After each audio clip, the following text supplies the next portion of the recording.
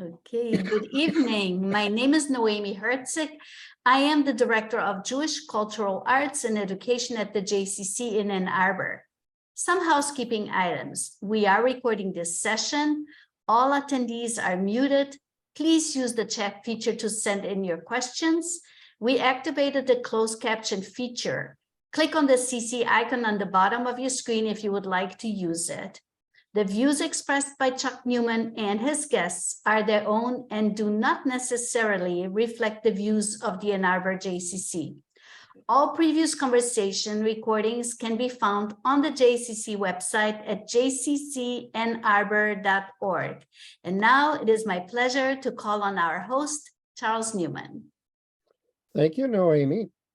I'm particularly excited about tonight's show because we have a couple of heroes who are joining us as my guest. And I call them my heroes because if you think elections are won by a party or a candidate, a message, a technology, in the end, it all comes down to the same thing.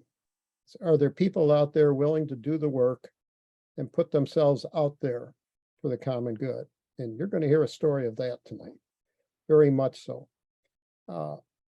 I'd also like to thank my friend Bernie Bannett, who did a little research for me so I could provide a context for this evening. It's a brief review of the groups that are out there, activist fearmongers trying to turn parents against the public schools for their own selfish ends. Seems like talking about racism and diversity is very threatening to them. And also they would like the more than $1 trillion that goes to the public schools to go to their private schools. There's a variety of motivations why they do this. So who are they? One that's probably best known, but not necessarily known, is Moms for Liberty. It's financed by a Republican billionaire out of Florida. They endorsed more than 250 candidates in the last election, with about half of them winning. That's a disturbing number. Also, the 1776 Project PAC, it endorsed it. It gave money to about 50 candidates, and a third of them went. And these victories have been attributed largely to parents' angers over schools' handling of the COVID pandemic, including long closures and mask mandates. And this year, the message pivoted to the cultural divides that have sparked battles around transgender rights, racism, and sexuality. In New Buffalo, which some of you know is in the southwest corner of Michigan, 4 candidates by the 1776 PAC took on 4 candidates favored by a teachers union. The conservatives took out full-page ads in 2 local newspapers, accusing their opponents, quote, of supporting a school program that promotes critical race theory, sexually inappropriate material, and anti-parent content. And then later, they began to raise worries about furries. That's a baseless myth, claiming that some US schools have been allowed to use litter boxes and given special treatment if students identify themselves as animals. So Get Back to School PAC, another political organization, endorsed 57 candidates. Many voiced opposition to alleged indoctrination in the schools or promised to resist COVID vaccines. About a third of them were. So these people aren't harmless. They are by no means harmless, and they're winning a significant number of races. I quote the director of Get Back to Schools PAC. He said that its army of volunteers has changed the narrative around public education.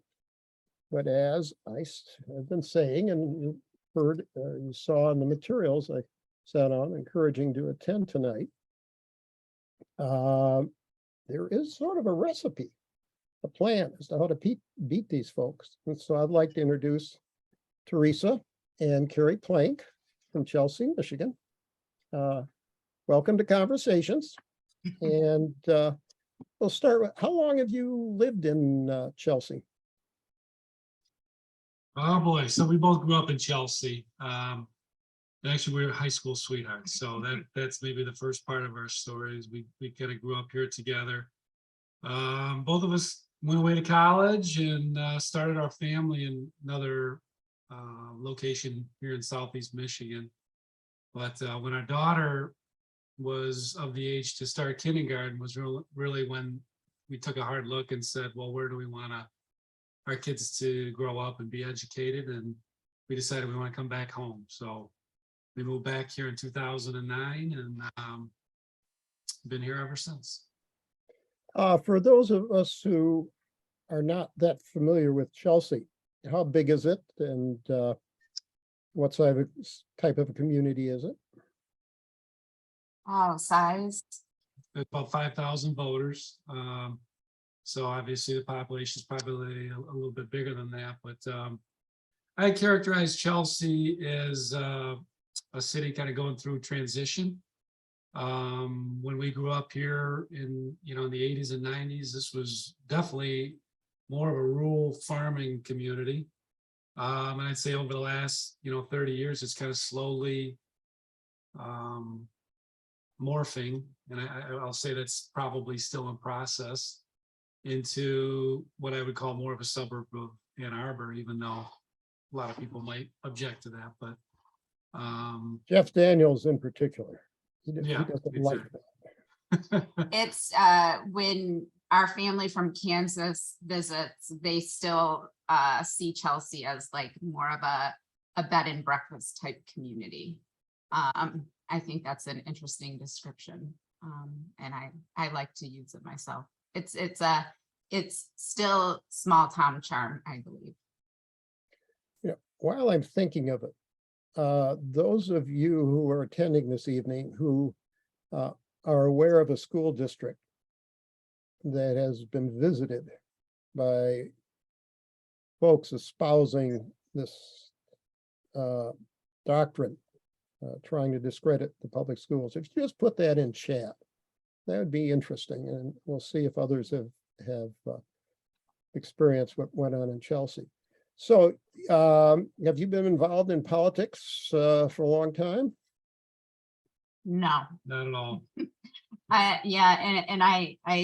My ignorance and my flat out ignorance when it comes to politics through the years, I think is what motivated us to start paying closer attention, as in particular, starting around the time of the COVID pandemic, and getting involved. What was the impetus to your getting involved? Well, I like to say, Chuck, that the impetus for my involvement I attribute to my daughter asking me to pick up a sign. So it was end of May or early June in the summer of 2020, shortly after the murder of George Floyd, and Theresa and I were still, even though it was in the midst of the pandemic, our storefront business was still open. So we were working there, and I came home from work a little bit early one afternoon, and my daughter Kaylee, who was 16 at the time, said, "Hey, Dad, me and some friends are going uptown to protest the death of George Floyd. Do you want to come with us?" And I thought to myself, man, I've never done anything like this before. I really don't feel comfortable doing it. But the kids hadn't been doing anything for so long. In my mind, I was just going up there to support, like I would in a theater production or a sporting event or music concert or something. And when we got up there, it was just Kaylee and I and a few of her close friends. As I recall, we stood on the corner of Middle and Main Street in downtown Chelsea, and she had me a sign that said "Black Lives Matter."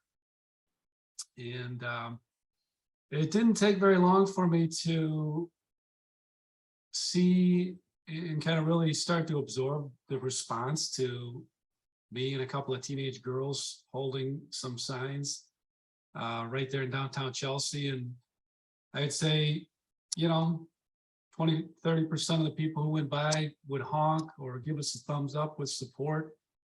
And a small number of people would be very vocal or demonstrative in their not supporting us, either by lacing us with profanity or giving us the middle finger.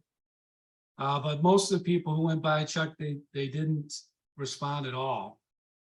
And that was what got me thinking, because I knew that would have been me, just an hour before. And because I was on the other side of the sign, I started to wonder, do these people support this cause? How do they feel? And that's what really started me on this journey. Theresa, how about you? What was, you weren't there, correct? I was not there that day, but when we started actively participating with the youth and they started the marches and the open mic events, and when I saw the community respond, both in positive and in negative ways, I decided then that they need us to support them.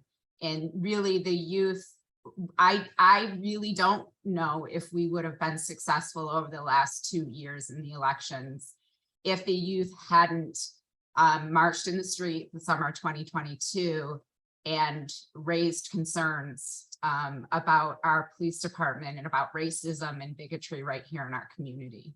And leadership really did not like what they were doing. And the way they were treated still to this day motivates me to make sure that we don't have youth treated like that ever again in our community.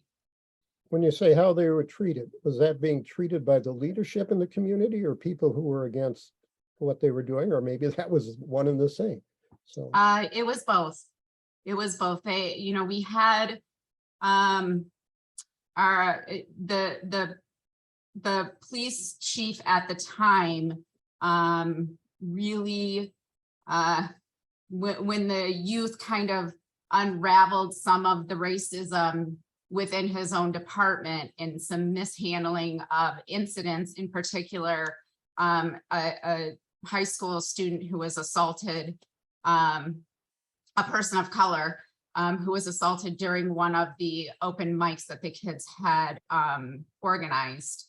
The mishandling of that was exposed, which then exposed to racist and homophobic posts from one of our police officers who had been with the department for quite some time.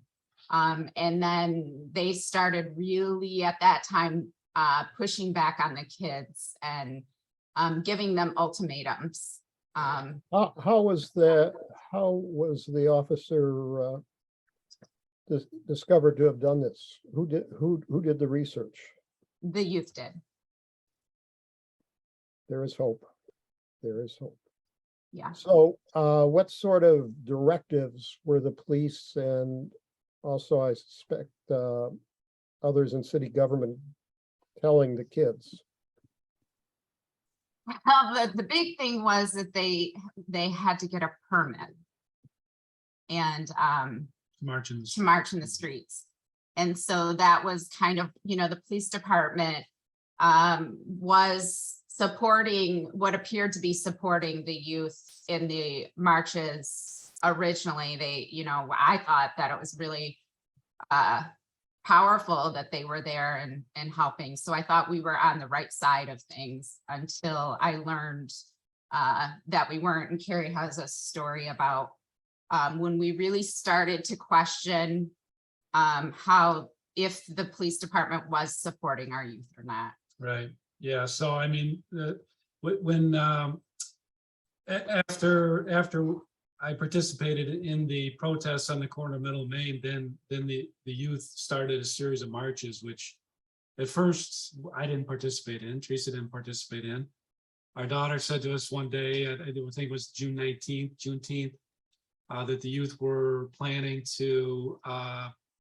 demonstrate by kneeling for the amount of time that the officer had been on George Floyd's neck in a busy intersection in Chelsea. And Theresa and I didn't elect to go. We were instead on our way downtown Ann Arbor to have dinner. And we happened to stop by the local CVS just about the time that the youth passed by. They were escorted by 2 or 3 police cars and officers on foot. And my first thought was, man, this is great. They knelt at the intersection of N52 and Old US 12 in Chelsea, which is probably the most busy intersection, for a significant period of time. And as I stood there watching, I saw a large truck get a little impatient, rev the engine, take a hard left through the intersection from the far right lane. Looked to me like brushed one of the protesters, and there was a little bit of a commotion. The truck jumped up over the curb and then sped off down Old US 12 west towards, one of our local pizzerias, Thompson's Pizza, you know where that is. And I thought to myself, man, I'm glad the police are here and they're going to get this guy. Then we left. Went out to dinner, came back, and our daughter was in tears. When I asked her about it, she said, Dad, they didn't get him. They didn't do anything. And I still didn't believe it. Even at that time, I didn't believe that they didn't do anything, because I just wasn't thinking along those lines. Well, and unfortunately, we assured her that for sure she needed to rest easy, that the police did follow through. There's no way that they would not have made sure that that guy was held accountable for what he did.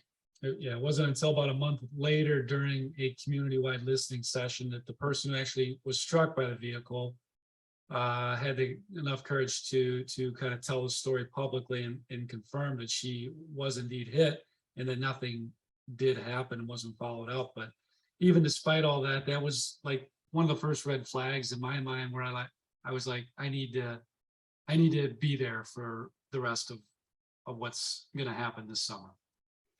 And I think that is that, well, my understanding is you went to this, beyond the police department, you went to the city council, was it? Yeah, we along with a number of community members really started paying close attention. And at that time, Kerry and I made kind of a decision to start using social media to tell the story of what we were witnessing firsthand.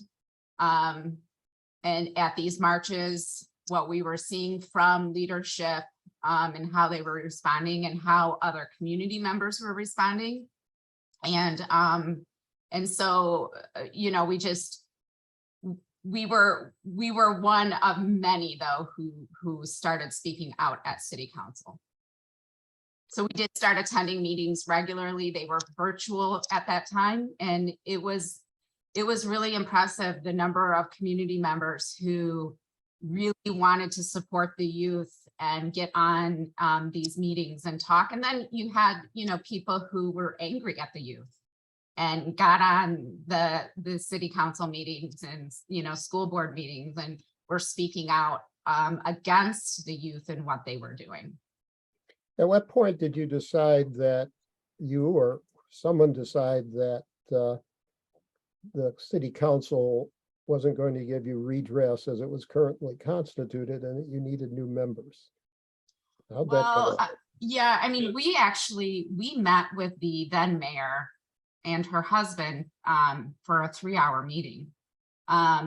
One summer evening, we reached out to them and asked if we could have a conversation. And in our eyes, we thought that it was going to help kind of bridge this gap of communication between the youth and the families who were supporting the youth and leadership who were, making demands. And basically, in my opinion, we felt they just wanted the kids to go away. Just go away. What was happening, Chuck, later, and the city council did respond. I don't want to say that there was not a response. Mhm. There was maybe an unprecedented response to hold during the middle of COVID via Zoom, two long community listening sessions where the public was invited to comment on their experiences with racism in Chelsea and their experiences with the police department, both good and bad. And then even further than that, commission an investigation, kind of an independent investigation into the events and what happened. And I think that investigation ultimately described very accurately what I was feeling at that time, which was that as the events of the summer unfolded, that there was kind of this mutual cycles of reciprocal mistrust between this group of youth and the police department and other leaders. And just in my own personal opinion is that the people that are paid to de-escalate these situations, who have been elected to leadership positions in the community, I feel like those are the people that hold most of the responsibility for allowing that mistrust to kind of build. And I mean, that's where I really felt like so at the time there were also ticketing protesters that continued on after the protests even were completed. Months later.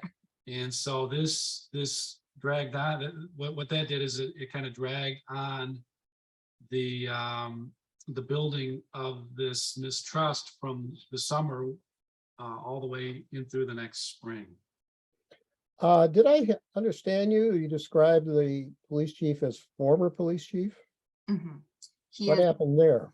He resigned or retired, I guess. He retired.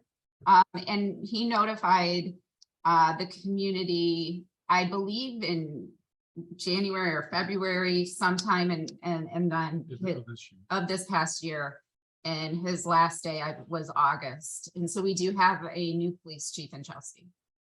And a new mayor? And we have a newly elected mayor. Tell us about how that came about. Yeah, so I mentioned this ticketing, this impeding traffic ticketing violation issue. And, Theresa and I were recipients of 5 of those tickets, and there was many of them issued throughout the community. And several of the people who got those tickets decided that we didn't think it was the right thing to do.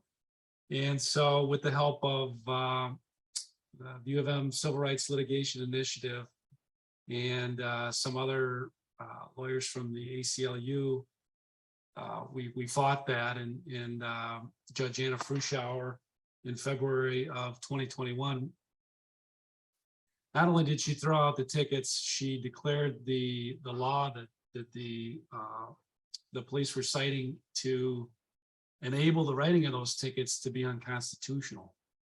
And so once that happened, that kind of galvanized the community even further.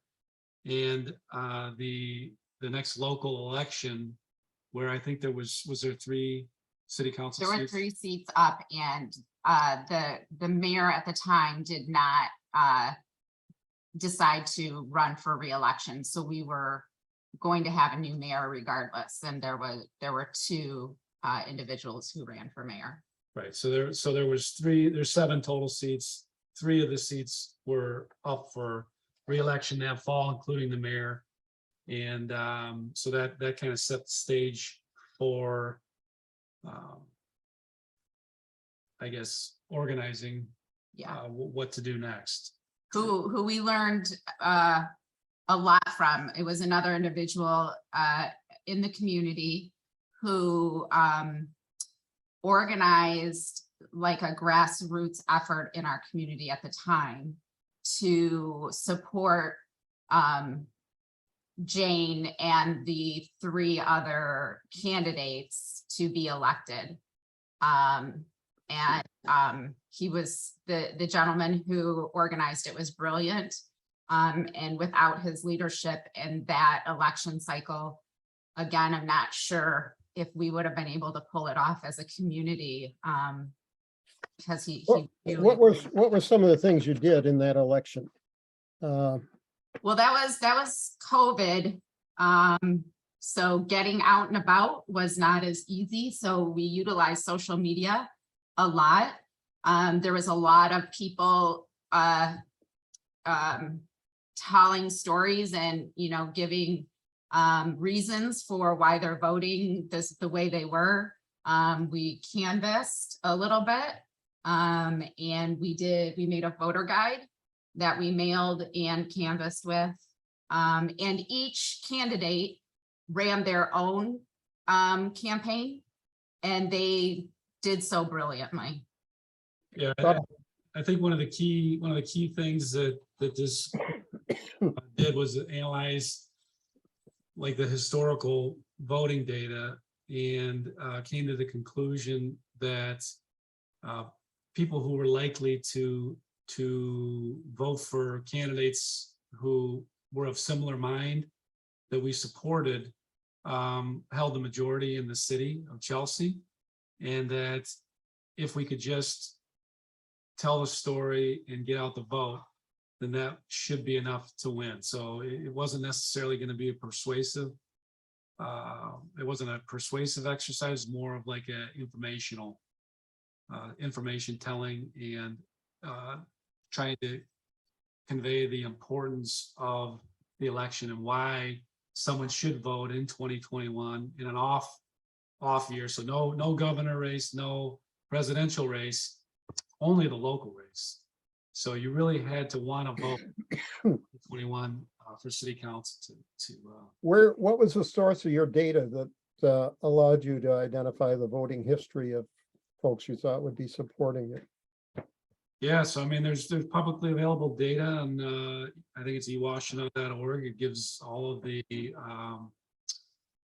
historical data, and so one of the things you can do is kind of go and identify the candidates and do a little research about, those historical candidates, kind of what they stood for, and you can kind of glean that information from the public data.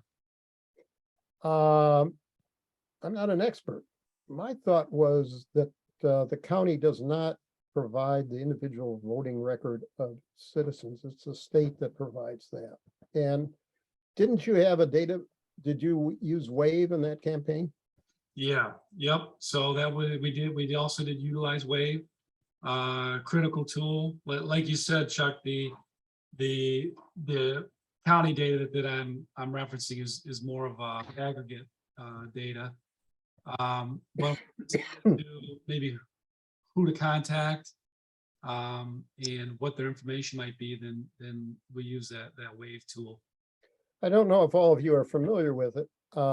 It's based on a database provided by Practical Political Consultants out of Lansing, and is widely regarded as being the premier in terms of accuracy voter data for Michigan voters.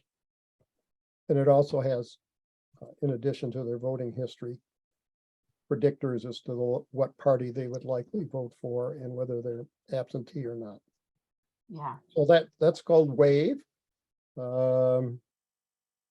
And my friend, the person who created it, Yelchin Yanakoglu, is on our session tonight, I noticed. So thank you, Thank you. Yelchin. Thank you. All right, and how did it turn out? We won. Overwhelming.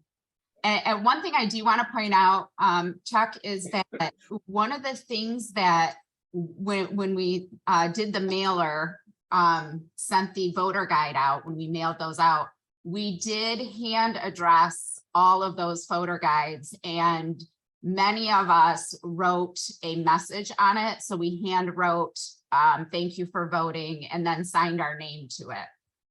So there were a few of us who were willing to do that. And I believe the personalization and putting our name behind it made a difference in people paying attention, opening the voter guide and taking a look at it. For those of you who are involved in local politics, I want to echo what Theresa just said. I think it's incredibly important that people spend their own capital, social capital, and put themselves out there. And if you do that, it's going to be so much more motivating to the recipient than if it's another one of those mailing pieces they get in the mail. Yeah. Then, well, on to the school boards. You already had one notch in your belt. And why were you motivated to do something about the school board? Well, can I jump in on that? We got personal for us, Chuck. So in the summer of 2020, in response to what the youth were doing, one of the current school board trustees made it known that she was staunchly against all of the things that the youth were advocating for, and so we got involved a little bit too late in our local school board election in 2020, and we didn't know what we were doing, and we got crushed in a landslide. And so as a result of that, and then the success the next year in the city election, we really had identified the school board election this year to be critical, because of the 7 seats that were up for election, or that are of the 7 seats that make up the board, 4 were up for election. And so we knew that if nobody did anything, that there was a real possibility that the people that were very vocally advocating for a lot of the things you were talking about at the beginning, but in my mind, mostly against things like diversity, equity, belonging, inclusion, Anti-masking, anti-vaccination, anti LGBTQ, no discussions about that in the classroom. So there was a group of individuals in the community who were showing up to school board meetings, city council meetings, and I just conspiracy theories left and right. Letter recall against the what was a former school board president. So all of the things that Chuck you were mentioning nationally were happening here, almost word for word. Yeah, and people talked about this playbook, and that was being used, and it didn't take me long to believe it, because it was happening in front of our faces, and we were going to all these meetings, so we saw it happen. And we had a school board member who was actively working against families who support all of these things in our community. And she actually went after community members to get us to stop talking and doing some of these things that we were doing. In fact, filing police reports against me, saying I'm stalking and harassing. She sent cease and desist letters to a number of community members threatening to sue us. if we continued speaking out. So this at the time, she was on school board. And so that just really pushed us to, one, speak out and tell our story, even though it was very uncomfortable and embarrassing. But also to get involved so that we could live in a community where our teachers are respected and our youth feel safe. Is this the school board member that spoke of burning a book? You want to describe that for us? Yeah, so we had a visitor from Dexter who used to be on the school board in Dexter and no longer is. And she came to one of the school board meetings in the fall of that year, and she read a passage, a very graphic passage, an uncomfortable graphic passage to listen to and read, quite honestly, at the school board meeting from The Bluest Eye by Toni Morrison. And that created, you know, complete outrage because we have this book available, you know, it's available in our library at the high school, along with a number of other Toni Morrison books and books telling stories. So she read this to stir up the community and get people doubting, you know, what we might have in our library. And so that turned into the whole, you know, we're grooming children and, you know, all of those things that are coming still out at these meetings. But she, at that meeting, was so angry about this passage that was being read. She said that she would be in favor of burning that book on the school, on the front lawn of the school. Burning books, where have I heard that before? Yeah. Well, let's get into the meat of, the previous school board election did not go well at all. So what did you do this time? And I'm not, you probably can guess how this story ends, but I'm not going to tell you. Stick around. First of all, how did you select candidates, or did you just let whomever wanted to run? Yeah, that's a good question. I just want to make one note to kind of set the stage is that I really did feel like before we started this effort, we really had to kind of gird ourselves for what was to come, because of our experience in the previous two elections and the marches of 2020. We knew that it was going to be exhausting. It was going to be a lot of work. We were going to be targeted. That likely our high school age kids would be targeted in some way. And so really we had to mentally and physically kind of prepare for the sprinting marathon that was to come.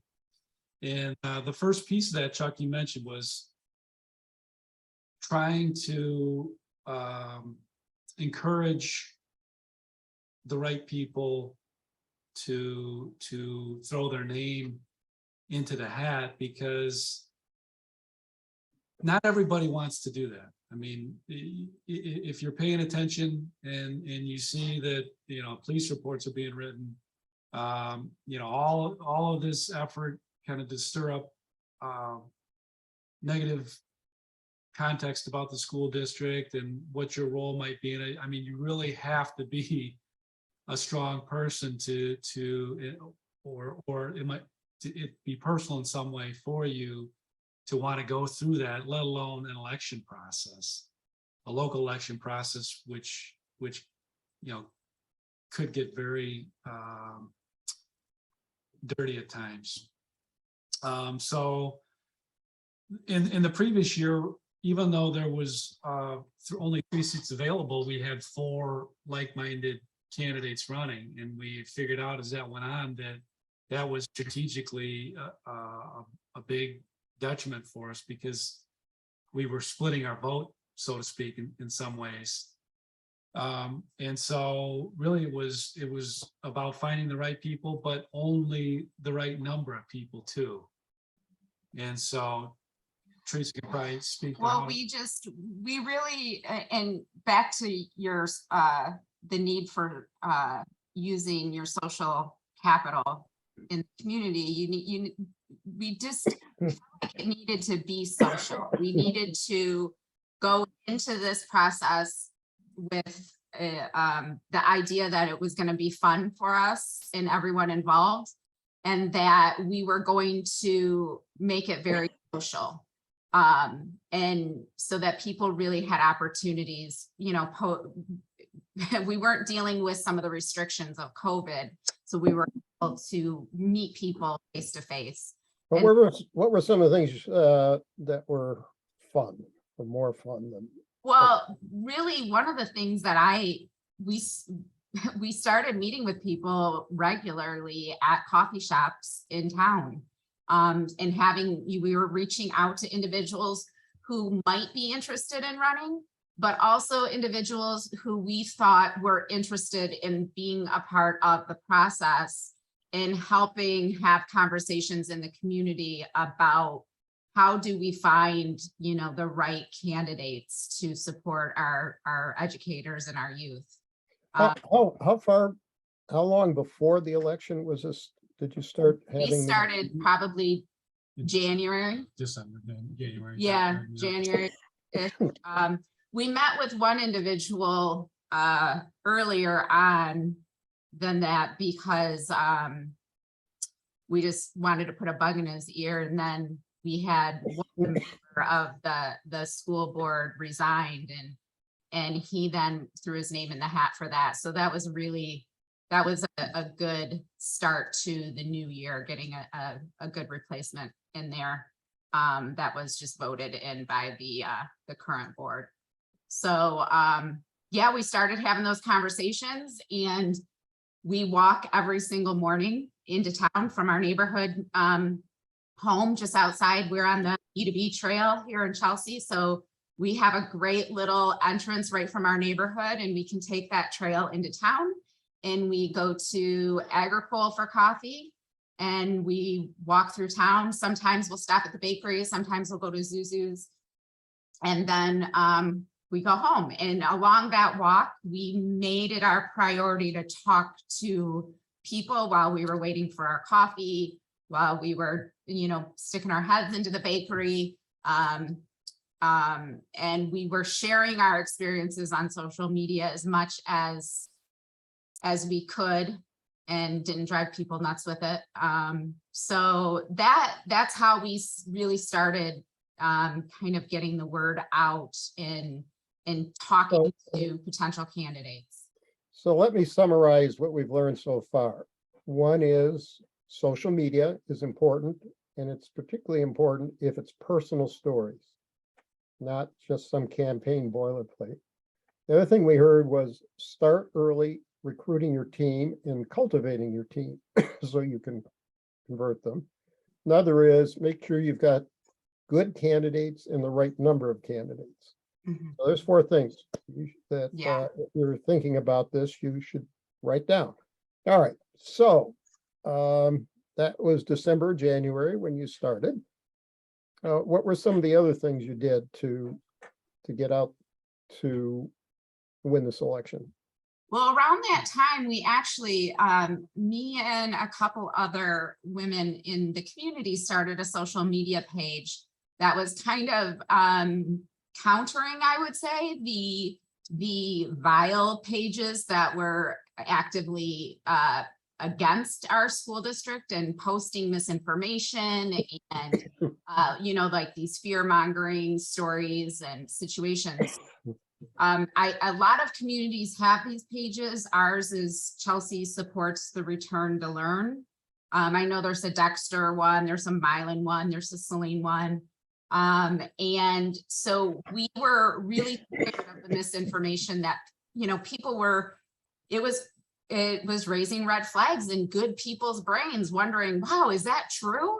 And so we started a page that is called Support Chelsea Youth by Supporting Our Educators. And that kind of became a network of community members who were like-minded. And we started actively doing something for the teachers. And so getting that group established in the spring, that a lot of people in that group were then actively asking, when are we going to start on school board? We're ready. When are we going to start? And we just, we had so many people wanting to do stuff, and we were waiting for the candidates to make a decision on if they were going to run or not. And we had quite a few people who were considering it. But anyway, that was one of the things that we did next, but to kind of get people involved. But then. Yeah, I think mostly it was about, like you said, Chuck, trying to find people who were willing to spend their social capital on something that was important to them, rather than money, like you might think of in a traditional campaign. So the people that were willing to, there's a lot of people that will say, I support what you're doing, but there's a lot. And don't get me wrong, it's very nice to have those people and to know that they're behind. But it's more important for an election to have the people who are willing to write their names on a sheet of paper saying that they're behind such and such candidate, and here's why.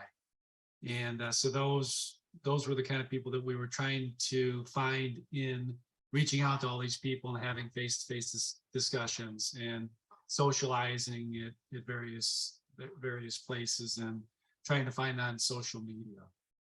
And God, it's fascinating, the stories that came out through these meetings. When you listen to someone's story and you kind of, I guess you value what they have to say in their experience, then they feel heard and they may want to get more involved when they feel like some other people have gone through what I've gone through. Maybe I should put my name out there and tell my story. Back to the data. You got a fresh set of data, correct? Yeah. The data was a little bit more complicated than the year before, because we're not only dealing with the city of Chelsea, but 6 other surrounding or parts of surrounding townships. And so really those townships is what we had neglected in the 2020 election, not even having a passing thought.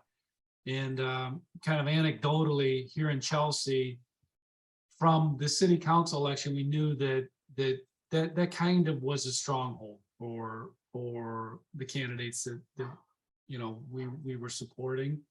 The outskirts, the people that lived out in the quote unquote country, that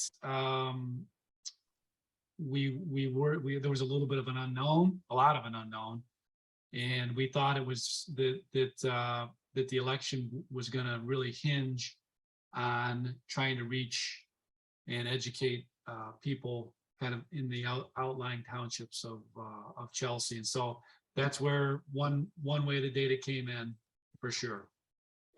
And how did you reach folks? What was your education program?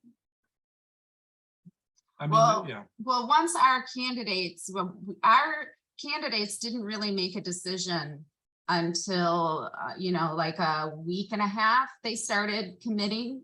And so there were a number of people who were interested. And then in the end, the candidates who were most serious about it, Kerry and I met with them, and we had all of us had a conversation and about, what it takes, what's their interest, why are they wanting to do this, what we've experienced in the past. And those candidates decided who was going to run.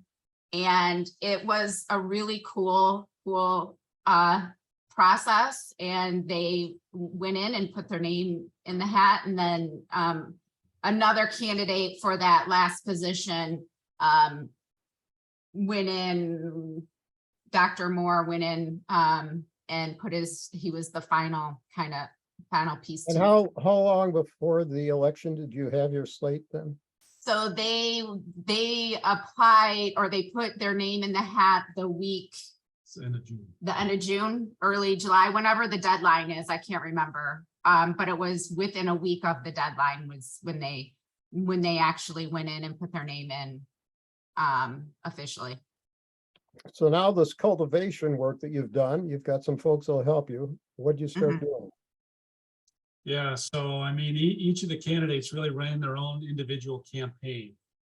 So we didn't have anything to do with their campaign. Our kind of grassroots effort was more about trying to educate people in terms of all of the people who were running, and trying to educate people that four candidates felt one way and kind of four candidates felt another way, and trying to give them the information they would need, to make a decision. And how did you get that out to them? So what we did is we started right away with meet and greets. And so they had, all of them had kind of like an opening meet and greet individually. And we in the community would support, their efforts. So we would share what they were doing. So they were having meet and greets every week, and all four of our candidates went to each other's meet and greets. So they utilized that opportunity, and it was really cool. I mean, we would have 70 people show up to a house out on North Lake for a meet and greet, and the candidates got up and they had opportunities for people at the meet and greet to ask them questions. And so when you can find people to invite your candidates into their home and invite their friends, and if those people have social influence in your community, which our candidates supporters did, those were really powerful events, I believe. But we also started an email group, email communication. So as the absentee ballots were getting close to being sent out, we started what was called a Winning with Letters campaign. And so this was really making good use of those people who we had helped kind of unearth, who were willing to put their names on a letter and kind of detail, like in a very personalized letter, this is who I am, this is where I'm coming from, and this is why I support these candidates, and then actually sign their name to that, or put their name on it, and send those letters in particular to those townships that I was talking about, where it is maybe a little more difficult to canvass, a little more time consuming, and maybe not as efficient as canvassing in the city. And so that was, as we heard, as the campaign went on, and as we heard stories about people talking to people in the voting line, that was probably the most critical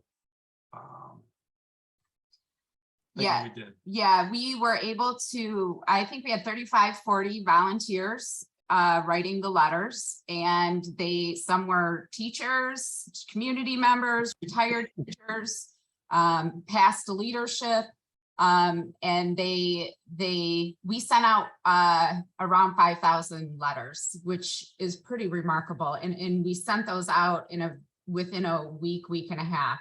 So we had volunteers, and how our volunteers knew about this opportunity was, one, there was a lot of people who found out through word of mouth.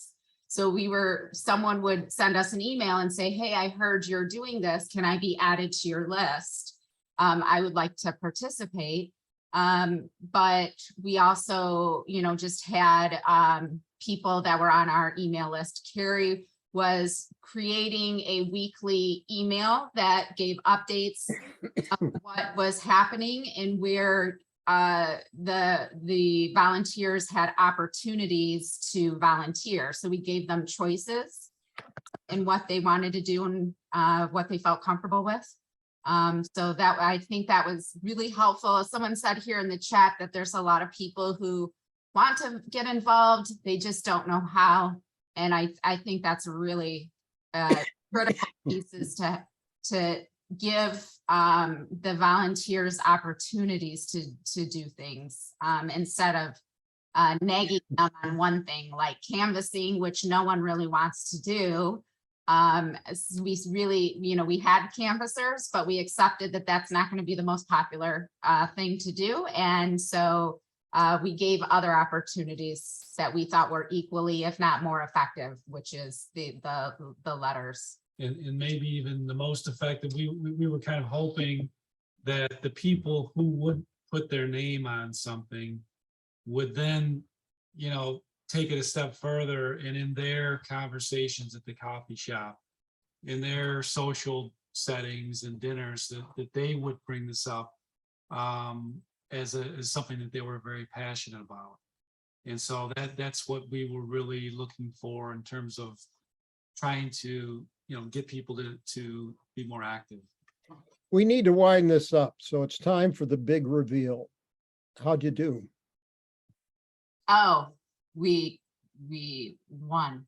Yeah, so we were very pleasantly surprised. Our candidates won, and they won pretty big, almost at a 5-3 margin. And I was talking about those outskirt township. The candidates that we supported won every precinct, so it was a clean sweep. And the one candidate on the school board who was feeding the fuel, I'm sorry, not candidate, the sitting trustee who has been feeding the fuel of the hatefulness in these individuals, she actually resigned after the election. So tomorrow, the board will vote on a replacement for her, and we have some very good applicants. I'm really excited. So Chuck, go ahead. sorry.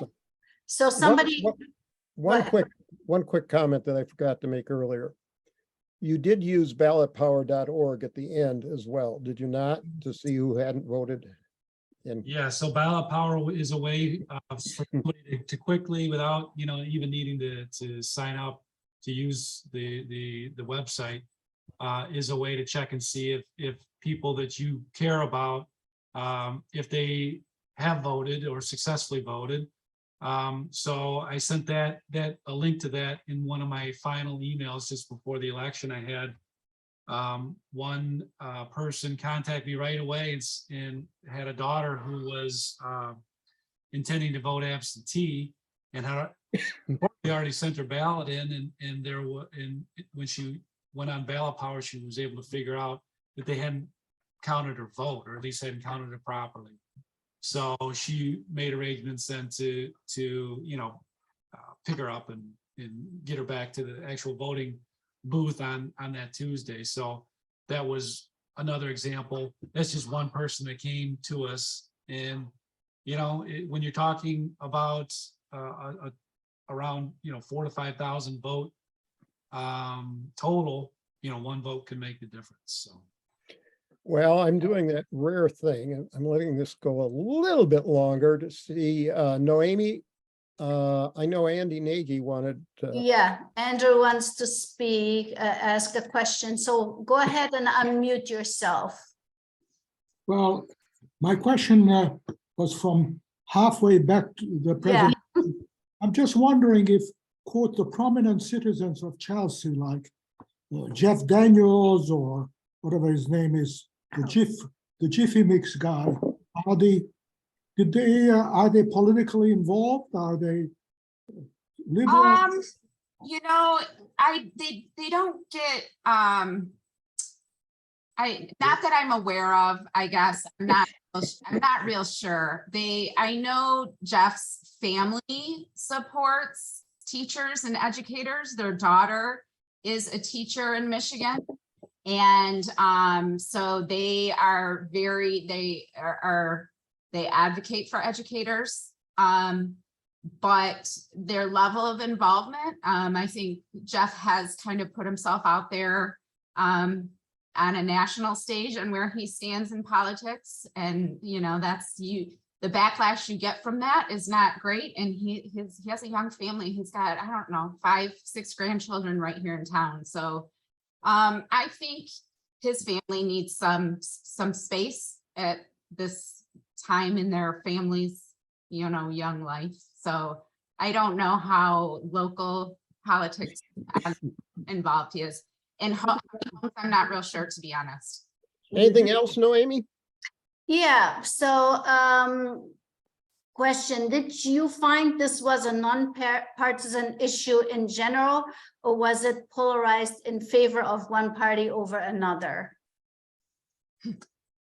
Yeah, no, this is very polarized. I think probably anybody involved in the election would tell you that.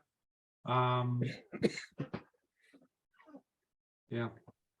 And somebody else asked about funding. How did you handle funding? Well, we Yeah. didn't handle funding. The candidates did their own campaign. They raised their own funds.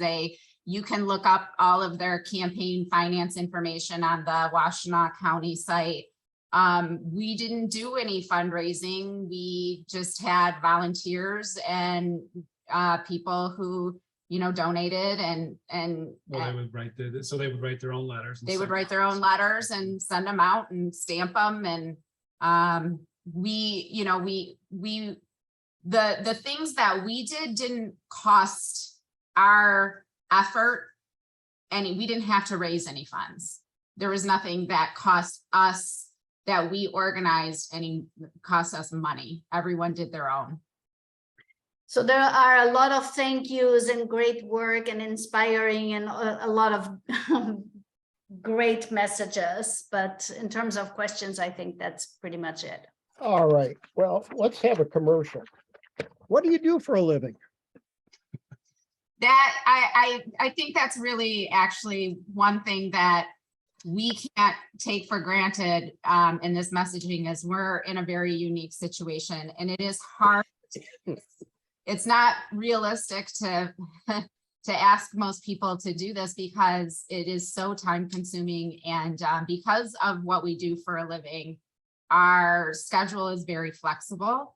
And we have older children, so who are very much aligned with what we do, even though it can be hard for them sometimes. But so we own a small business, and so we work from home, and we are able to do our work pretty much any time of the day. You want to tell us what the business is? Yeah, sure. It's the business is Zeal Cards. So we basically buy low and sell high. So if you have a unused gift card Or use or partially used. gift Target, card. Home Depot, Lowe's that you have use for, then we would make an offer to buy that from you, and then we just turn around and resell that to somebody else for a little bit more. But they get the buyer gets a discount on the gift card as well. Could you put that in chat, the name of your website? Sure. So Chuck, I was at Agricole the other day, and I met somebody that I didn't know, and she was asking me what I did, and I told her, you know, I'm an activist. So, All honor to you for that. And Chuck, someone called us that once, maybe a year and a half ago, and I was so uncomfortable. I felt like I'm not an activist. That's so weird. And now if someone calls me that, I feel really proud. you should be proud. We're very proud of you. And thank you for being my guest this evening. And for all of you out there, whether you, again, whether you're involved in a school board election, will be, know somebody, make sure that they get the opportunity or they know about this show tonight, because it has been recorded. And to all of you who have registered, we'll send out a link to so others can see it, and share that.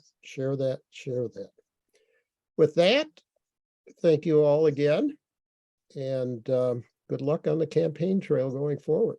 Thank you very much. Thanks for showing up, everyone. And we're happy to talk to anyone in the future. Thank Bye. you.